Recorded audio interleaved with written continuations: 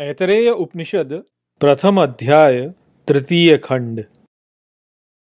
स इक्षते मेनु लोकाश्च लोकपालाश्च अन्नमेभ्यः सृजाइति।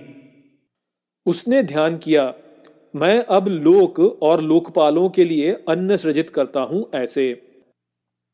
सो अपो अभ्यतपत्ताभ्यो अभितप्ताभ्यो मूर्तिरजायत या वै सा मूर्तिर्जायतान्नम वै तत्। उसने जल के ऊपर तप किया, उस तप से उसके मूर्ति का जन्म हुआ। वह जो वास्तव में मूर्ति का जन्म हुआ वह वास्तव में अन्न है।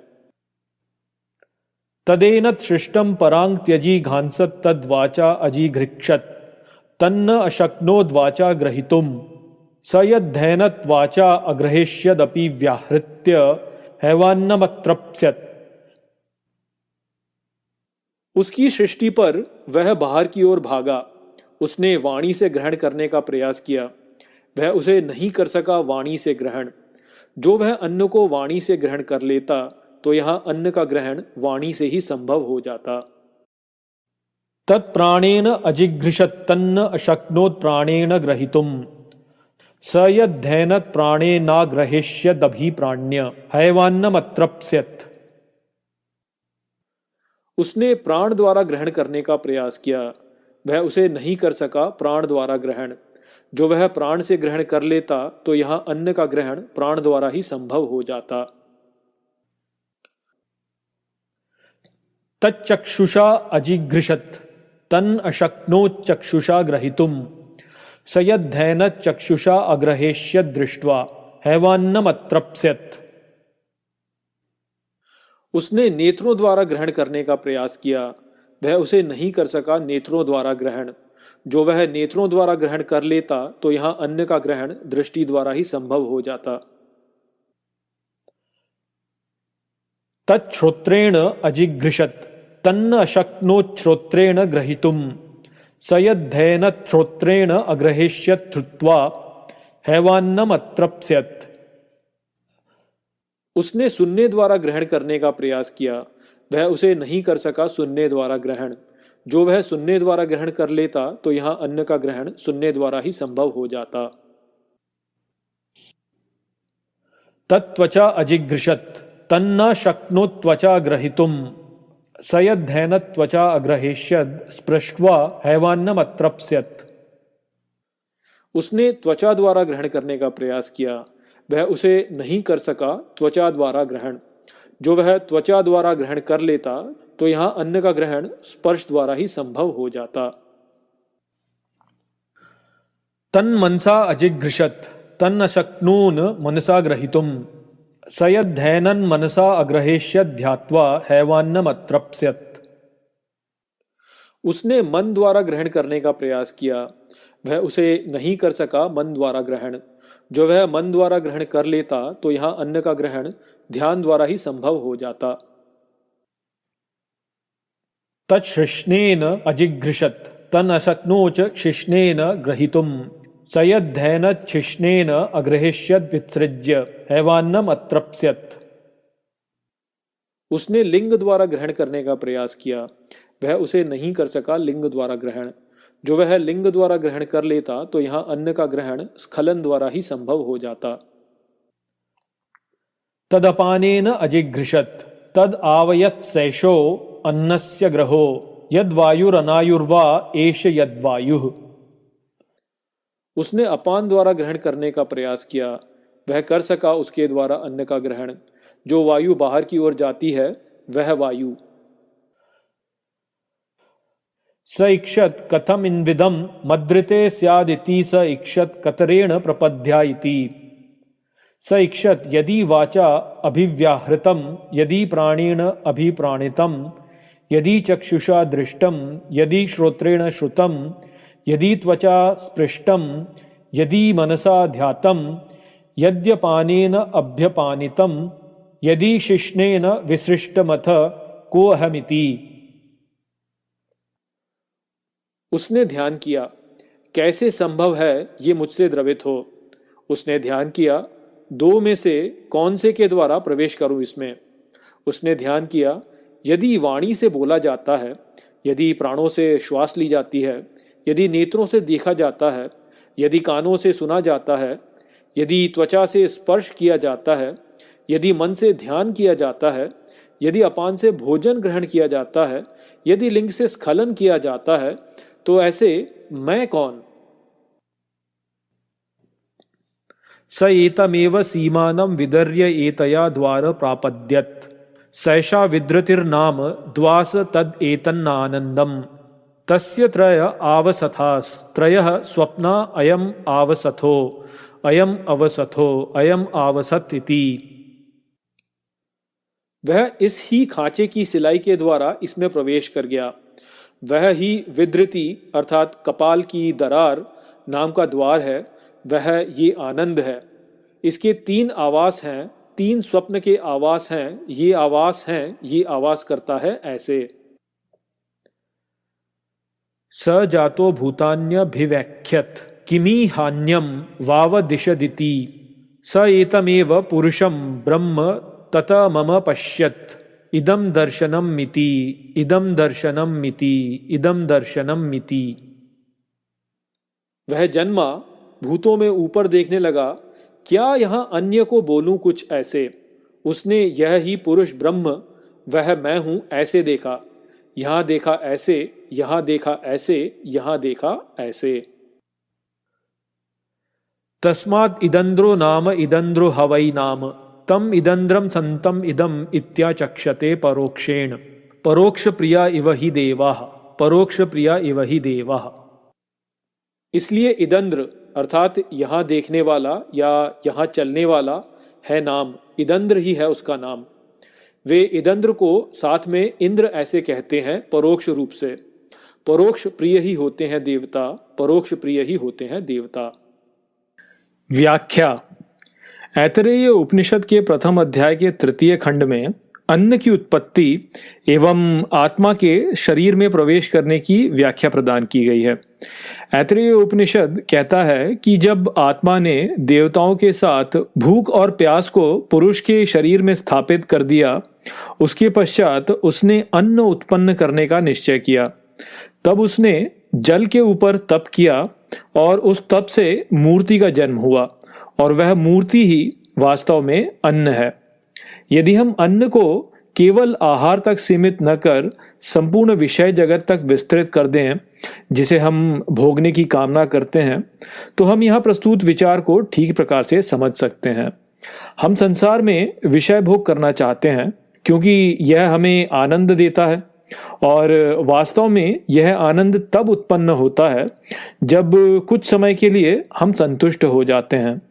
तो इस प्रकार हम देखते हैं कि सभी प्रकार के भोग संतोष की खोज हैं और इसलिए संतुष्टि ही हमारा वास्तविक अन्न है। यहाँ जिस मूर्ति की बात की जा रही है वह प्रतिमा नहीं है, जैसा कि आज के समय मूर्ति को समझा जाता है। मूर्त शब्द का संस्कृत में अर्थ होता है ठोस रूप। इस प्रकार मूर्ति वह है जिसका ठोस रूप है। अपने जीवन में आप देखेंगे कि हम सभी ठोस से प्रेम करते हैं क्योंकि वह परिणाम में निश्चित होता है। एक पत्थर यदि गोलाकार है तो वह गोलाकार ही रहता है क्योंकि वह ठोस है, किंतु जल की गोलाकार बूंद धरती पर गिरते ही सपाट रूप में आ जाती है क्योंकि जल ठोस नहीं होता। तो इस प्रकार पत्थर के ठोस होने में एक निश्चितता है जो हमारे मन को भाती है। जीवन में हम सभी निष्कर्ष की खोज में रहते हैं क्योंकि जब स्थिति अधर में लटकी होती है तो परिणाम ठोस नहीं होता और क्योंकि परिणाम ठोस नहीं होता इसलिए हमारा मन व्याकुल रहता है कि आगे क्या होगा। जब परिणाम निश्चित हो जाता है तब हम संतुष्ट हो जाते हैं और संतुष्टि हमें इसलिए अनुभव होती है क्योंकि अब आगे हमें कुछ करना नहीं, हमें पता है कि आगे क्या होगा।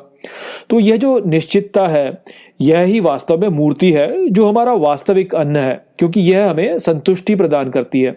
किंतु जब तक हम स्वयं को अपना शरीर मानते हैं तब तक इस शरीर में भूख और प्यास की उपस्थिति के कारण ऐसी निश्चितता हमारे लिए संभव नहीं है और इस प्रकार हमारा सारा जीवन इसी निश्चितता की खोज में निकल जाता है कि हम किस प्रकार से संतुष्ट रहें। किंतु जब तक हमारा शरीर है तब तक यह जो संतुष्टि है यह हमें कभी प्राप्त हो नहीं सकती। गीता में श्री कृष्ण अर्जुन से कहते हैं कि यहाँ कर्म करने के लिए तुम्हारी पूरी स्वतंत्रता है। तुम पूरे अधिकार से अपना कर्म चुन सकते हो, किंतु उस कर्म के फल को चुनने पर तुम्हारा कोई अधिकार नहीं है। इसलिए अन्न को सृजित करते ही वह बाहर की ओर भागा। बाहरी संसार में जो कुछ भी ठोस पदार्थ है उस पर हमारा कोई नियंत्रण नहीं है। हम यह तो चुन सकते हैं कि हम उस पर कार्य कैसे करेंगे, किंतु हमारे कार्य पर वह किस प्रकार की प्रतिक्रिया करेगा यह हमारे लिए चुनना संभव नहीं है। क्वांटम मैकेनिक्स के सिद्धांत भी इस विचार से सहमत हैं कि घटनाओं के परिणाम इस संसार में कभी भी निश्चित नहीं होते, अपितु वह संभावनाओं से सदा आवृत रहते हैं। इस प्रकार पुरुष अन्न को न तो बोलने से ग्रहण कर सका, न ही प्राण द्वारा ग्रहण कर सका, न ही वह इसे दृष्टि द्वारा ग्रहण कर सका और न ही इसे सुनने द्वारा ग्रहण कर सका। वह न इसे चिंतन द्वारा ग्रहण कर सका और न ही इसे स्पर्श द्वारा ग्रहण कर सका। वह केवल अन्न को अपान वायु द्वारा ग्रहण कर सका। अपान वायु हमारे शरीर से बाहर निकलने वाली वायु है। जब हम भोजन को अपने शरीर की अग्नि में ग्रहण करते हैं तो उस प्रक्रिया में दो प्रकार से वायु बाहर की ओर निष्कासित होती है। पहली तो कार्बन डाइऑक्साइड है जो हमारे फेफड़ों द्वारा निष्कासित होती है, और दूसरी वायु होती है जो भोजन को पचाने में उत्पन्न हुई दुर्वात होती है, जो गुदा के द्वारा और भोजन ग्रहण करने वाली नाली द्वारा मुंह से बाहर निकलती है। यह वायु का निष्कासन हमारे अन्न ग्रहण करने के लिए अनिवार्य है। यदि इसे न किया जाए तो हमारा शरीर विषैला होकर नष्ट हो जाएगा। अब स्मरण रखिए कि यहाँ चर्चा का विषय आयुर्वेद नहीं है, इसलिए अन्न का अर्थ यहाँ केवल आहार तक सीमित नहीं है, अपितु यह संपूर्ण विषय जगत तक विस्तृत है। इसलिए अपान को भी हमें यहाँ केवल पाचन तक सीमित नहीं करना है।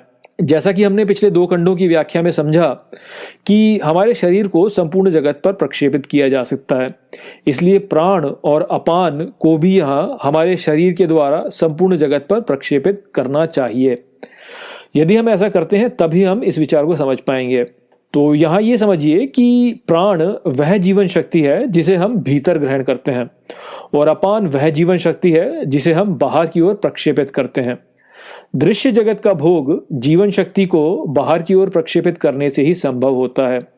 इसलिए अन्न केवल अपान द्वारा ही प्राप्त किया जा सकता है, किंतु इस अपान में ही मृत्यु का देवता वास करता है, अर्थात दृश्य जगत के भोग में मृत्यु सन्निहित है।